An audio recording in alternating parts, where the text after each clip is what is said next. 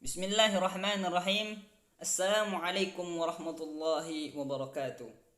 Alhamdulillahi rabbil alamin. Wabihi nasta'in wa ala umurud dunya waddin. Wassalatu wassalamu ala ashrafil anbiya'i wal mursalin wa ala alihi wa ashabihi ajma'in. Amma ba'du. Alhamdulillah fi hadhihi al-munasabah قد أعطينا الله عز وجل علينا نعمة كثيرة وفرصة لذلك نستطيع أن نجتمع في هذه الدراسة. طيب، قد عرفتم اسمي يعني أستاذ مندري. أجلس هنا، أنا سأعلمكم يعني الدرس الفقهي. أنا معلم درس الفقه لصف الثالث الطلاب، لصف الثالث طلاب فقط. Taib. Jadi duduknya Ustaz di sini, Ustaz sebagaimana yang kalian ketahui, nama Ustaz Mandri. Kita juga sudah pernah belajar sebelumnya, yaitu mengenai mahfuzat. Juga kita sudah pernah belajar di mata pelajaran sebelumnya. Namun sekarang di dalam materi pembelajaran yang berbeda, namun dengan ustadz yang sama, kita akan lanjutkan pelajaran kita, yang ininya belajar tentang fikih. Taib. Ini ustadz sebagaimana yang ustadz ketahui, sebelumnya anak-anak ustadz di sini adalah anak-anak ustadz yang kemarin mereka masih menginjak kelas kelas 8 ya, masih kelas 8, dan sekarang sudah menginjak kelas 9. Sudah semakin bertambah tingkat kelasnya. Namun semakin bertambah tingkat kelas kita juga harus dipacu dengan keilmuan kita, pengetahuan kita ya. Jangan sampai kita hanya naik tingkat kelas tapi pengetahuan kita rendah. Itu jangan sampai seperti itu. Maka dari itu, Ustaz di sini dikasih amanah untuk mengajar pembelajaran fikih. Namun sebelumnya, anak-anak Ustaz sekalian harus paham dulu apa itu fikih. Ya, sebelum kita lanjutkan, kita harus paham dulu apa itu fikih. Ma huwa fikih? Fikih itu adalah, kalau dalam definisi kategorinya, ya, fikih adalah ilmu yang mempelajari mengenai hukum-hukum dalam Islam. Itu ya. Jadi seperti contoh hukum-hukumnya, yaitu tentang hukum orang yang meninggalkan sholat misalkan, atau hukum bagi orang yang pergi naik haji. Dan itu yang akan kita bahas berserta dalil-dalilnya. Dalam sebuah hadis dikatakan bahwasanya man yuridillahu bihi khaira yuwaffiqillahu fid din. Barang siapa yang diinginkan oleh Allah Subhanahu wa taala sebuah kebaikan, maka Allah akan memberikan dia pemahaman dalam agama. Di sini jadi sebagai seorang santri yang nantinya akan menjadi seorang ulama, maka diwajibkan untuk santri untuk paham apa itu hukum-hukum dalam keagamaan. Maka dari itu harus mempelajari tentang ilmu-ilmu fikih. Jadi santri dituntut untuk mengetahui koridor-koridor atau dalil-dalil juga hukum-hukum dalam syariat Islam. Selanjutnya di sini ada beberapa materi yang akan kita bahas dalam pembelajaran kali ini. Namun karena kita ini daring istilahnya, tidak langsung bertatap muka, karena dari itu pembelajaran ini nggak akan terlama akan Ustaz sampaikan, namun secara sesingkatnya saja materi pembelajarannya saja. Nanti mungkin ada beberapa tugas yang mungkin harus dikerjakan oleh anak-anak Ustaz sekalian, supaya pembelajaran ini bisa diaplikasikan dalam kehidupannya sehari-hari. Karena di sini kita dituntut ya, sebagai seorang santri itu biasanya dituntut oleh keluarganya, sanak familinya, tetangganya, sahabat Pokoknya semuanya orang di sekitarnya dituntut tentang pemahamannya tentang fikih. Misalkan ada seorang bertanya kepada antum, misalkan, apa dalilnya kita untuk menegakkan salat tersebut? Nah, misalkan kalau kita tidak tahu, sangat kecewa, sangat kecewa kita, ya. Terlebih kita belajar di pondok, sedangkan kita tak tahu dalilnya. Nah, makanya di situ pemahaman untuk ilmu fikih harus lebih diperdalam lagi, ya. Di sini materi yang akan pertama yang Ustaz sampaikan yaitunya materi tentang penyembelihan binatang yang nantinya atau hewan kurban, ya. Yang nantinya sebentar lagi beberapa hari yang akan datang kita akan melaksanakan ibadah Idul Adha yang sama juga dengan ibadah kurban, ya. Nah, di sini dalam namun harus ada anak-anak Ustaz sekalian harus mengerti dulu bagaimana penyembelihan hewan kurban, hukum-hukumnya, syarat-syaratnya dan juga lain sebagainya, rukun-rukun juga dalam penyembelihan hewan kurban. Di sini ada sebuah ayat Al-Qur'an yang dari surah Al-Maidah ayat ketiga yang bunyinya Bismillahirrahmanirrahim.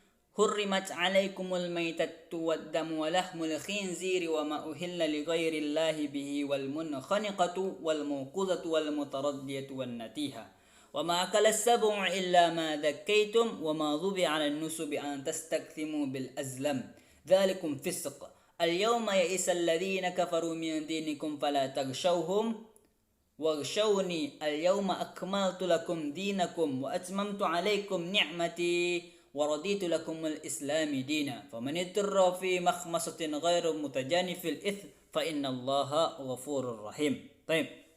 Yang artinya diharamkan bagimu untuk memakan bangkai. Nah, di sini ada beberapa hal yang diharamkan untuk dimakan dulu, ya. Dan juga sebenarnya tidak boleh juga untuk dijadikan sebagai hewan kurban, ya. Intinya kalau hewan kurban adalah hewan-hewan yang masih bisa dikonsumsi oleh orang-orang Islam. Di sini ada beberapa macam makanan yang diharamkan sesuai dengan ayat surah Al-Maidah ayat 3 ini. Itu pertama bangkai, kedua yaitu darah, ketiga daging, ketiga daging babi, keempat daging hewan yang disembeli atas nama selain Allah. Tidak boleh, ya. Dan selanjutnya daging hewan yang dicekik, hewan yang dipukul, hewan yang jatuh, hewan yang ditanduk, hewan yang telah dimakan binatang buas, hewan yang disembeli untuk berhala. Itulah beberapa macam bentuk hewan yang diharamkan untuk dimakan. Jadi oleh karena itu ada beberapa tata cara yaitu untuk menyembelih hewan, terutama hewan kurban, ya. Di sini lanjutnya ada beberapa syarat penyembelihan hewan kurban, yaitu syarat orang yang menyembelih di antaranya itu pertama dalam buku kitab Bidayatul Mujtahidin karya Ibnu Rushd disebutkan ada beberapa macam. Yang pertama yaitu Islam, ya. Syarat seorang penyembelih hewan kurban yaitu harus Islam. Gak boleh orang kafir, ya. Ya Ustaz, bagaimana kalau dia seorang mu'alaf? Kan ditanya Ustaznya. Kalau dia mu'alaf sah karena dia sudah masuk Islam. Misalkan kalau Lionel Messi mengkurbankan beberapa ekor kambing, kan? Habis itu dia yang motong sendiri. Namun dia belum masuk Islam, maka tidak sah hewan kurbannya, ya. Itu wajib Islam dulu syaratnya penyembelih hewan kurbannya. Dan kedua adalah laki-laki, ya. Di sini laki-laki, tidak boleh perempuan. Yang ketiga baligh. Baligh di sini yaitu sudah mencapai umur atau sudah mimpi basah. Baligh itu artinya, ya. Misalkan 15 tahun ke atas boleh. Atau sudah mimpi basah, misalkan Zagi baru umur 13 tahun tapi sudah mimpi basah dia, maka sudah diperbolehkan untuk menyembelih hewan kurban. Dan soalnya berakal sehat. Nah, di sini hukum syarat-syarat untuk penyembelih hewan kurban harus berakal sehat. Tidak boleh orang gila ya. Tidak boleh orang gila ataupun orang yang sedang mabuk, sedang pikirannya sedang stres dan sebagainya, nggak boleh. Atau sedang ya intinya sedang keadaan sehat walafiat. Selanjutnya tidak menyia-nyiakan salat. Di sini. Jadi syarat untuk penyembelih hewan kurban jangan harus orang yang selalu melaksanakan salat tepat pada waktunya. Pokoknya ketika waktu salat datang, azan berkumandang, dia langsung datang untuk salat berjamaah di masjid. Ijma ulama dalam penyembelihan hewan, tidak halal sembelihan dari orang musyrik, atau orang musyrik adalah orang yang menyekutukan Allah, ya, nggak boleh. Sama kayak tadi. Di sini syarat-syarat hewan yang disembelih. Nah, ada beberapa syarat untuk hewan-hewan yang disembelih. Pertama yaitu masih dalam keadaan hidup. Tadi masih dalam keadaan hidup ya. Nggak boleh hewan yang sudah mati disembelih, nggak bisa. Misalkan si Zagi menabrak kambingnya si Sidik, misalkan ditabraknya kambing Sidik, mati hewannya, sudah tidak bernapas lagi, disembelih, habis itu dimakan, nggak sah, haram hukumnya ya, nggak bisa. Atau yang kedua, syarat hewan disembelih itu adalah hewan yang halal zatnya maupun cara memperolehnya. Di sini kalau maksudnya di sini yaitu hewan yang halal zatnya, misalkan seperti kambing, rusa, onta, sapi dan sebagainya ya. Atau dan maupun cara memperolehnya. Di sini nggak boleh unta curian, nggak boleh disembelih. Kerbau curian, sapi curian nggak bisa. Itu maksudnya sini ya. Syarat untuk menyembelih hewan kurban. Selanjutnya alatnya, biasanya alat untuk menyembelih itu adalah seperti contoh alatnya itu harus tajam.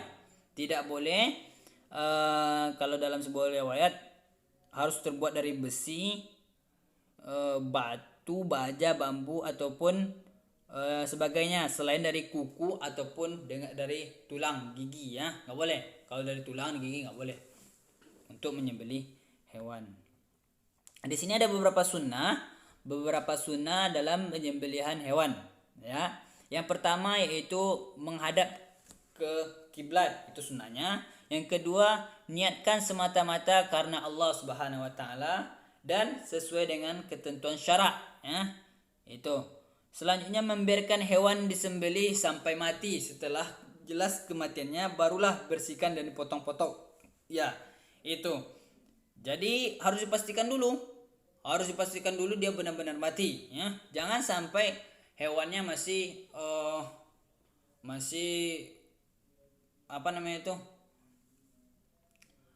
masih bernapas, napas terakhirnya, namun di sini sudah dikuliti, nggak bisa ya. Harus dipastikan mati dulu baru bisa dibersihkan dan dipotong dagingnya.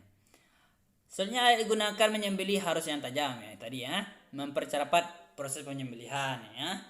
Jangan diperlambat ya. Ketika sudah selesai sholat Idul Adha, persiapan ganti baju dan lain sebagainya, langsung kita melaksanakan menunaikan ibadah kurban langsung ya. Dan juga jangan ketika menyembelih jangan ditahan lama, atau ketika menyembelih leher hewannya ditahan lama di situ, nggak bisa ya. Harus diputuskan. Mana aja urat-urat yang perlu diputuskan, yaitu ada 3 urat kalau di sini ya, yaitu urat bernapasnya, urat urat makanannya, dan urat nadinya, itu yang nadi untuk keluar darahnya ya. Dan selanjutnya adab dalam penyembelihan hewan ya. Pertama, berlaku ihsan, memperlakukan hewan tersebut dengan baik. Jangan sampai kita yang berlaku ihsan nih, yang lebih ini ya, yang diantaranya berbuat baik ihsan ini seperti tidak menampakkan pisau atau menajamkan pisau di hadapan hewan sembelihannya. Di situ yang berlaku ihsan namanya. Jangan sampai kita seperti itu tadi. Jadi lanjut, membaringkan hewan di sisi sebelah kiri.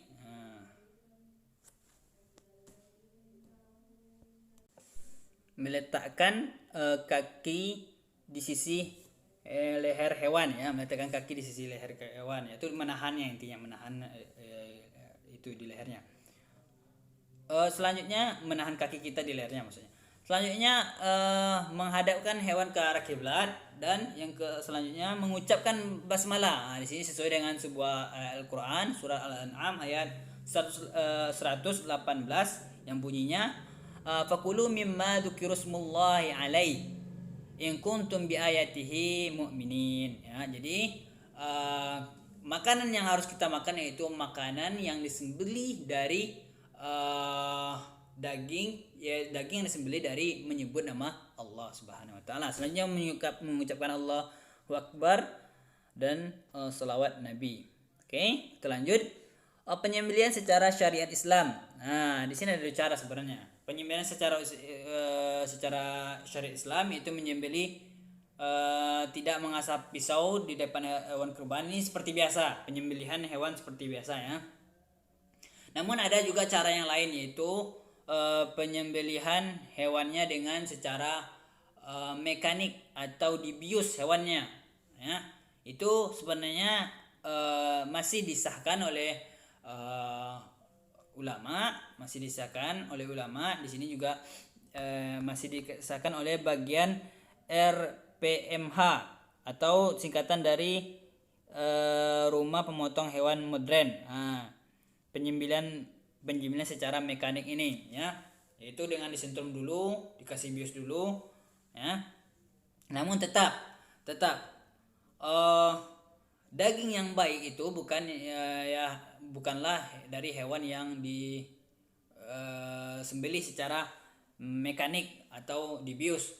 Namun daging yang baik itu adalah daging yang disembelih secara syariat Islam, yaitu memutuskan 3 saluran, yaitu saluran pernapasan, makanan, dan darahnya. Itu yang lebih baik ya, itu sehat, dan itu dianjurkan oleh Rasulullah Sallallahu Alaihi Wasallam.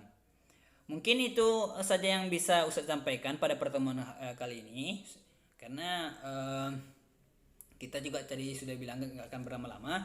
Jadi sini Ustaz akan mengasihkan tugas untuk kelas 9, tugas pertama lah nih. Pertama, silakan dicatat dulu materi-materi tadi. Silakan catat tadi materi-materinya, boleh di screenshot atau diakali, nggak masalah videonya. Selanjutnya materi tadi setelah selanjutnya dicatat di buku catatannya ya, dicatat di buku catatannya sampai di sini, sampai yang bagian A nih, dicatat buku catatannya supaya ilmu ini bertahan lama ya, dan juga bisa diaplikasikan dalam kehidupan sehari-hari. Dan tugas yang kedua yaitu Ustaz minta kepada anak-anak kelas 9, baik ya, yang 9C, 9 kelas 9 yang santri yang ini harus memvideokan minimal 5 menit ya, minimal 5 menit video pemotongan hewan kurban di kampung masing-masing ketika hari raya kurban besok ya. Jadi itu tugas, terserah mau diedit videonya, terserah diedit bagaimana kreativitas mungkin, namun temanya yaitu penyembelihan hewan kurban. Nah itu saya minta jadi dikumpulkan nanti setelah penyembelihan hewan kurban baru dikumpulkan videonya. Nah itu aja tugasnya saya minta. Lebih dari kurang Ustaz mohon maaf. Syukran ala ihtimamikum wa istimamikum. Wabillahi taufiq wa hidayah. Wassalamualaikum warahmatullahi wabarakatuh.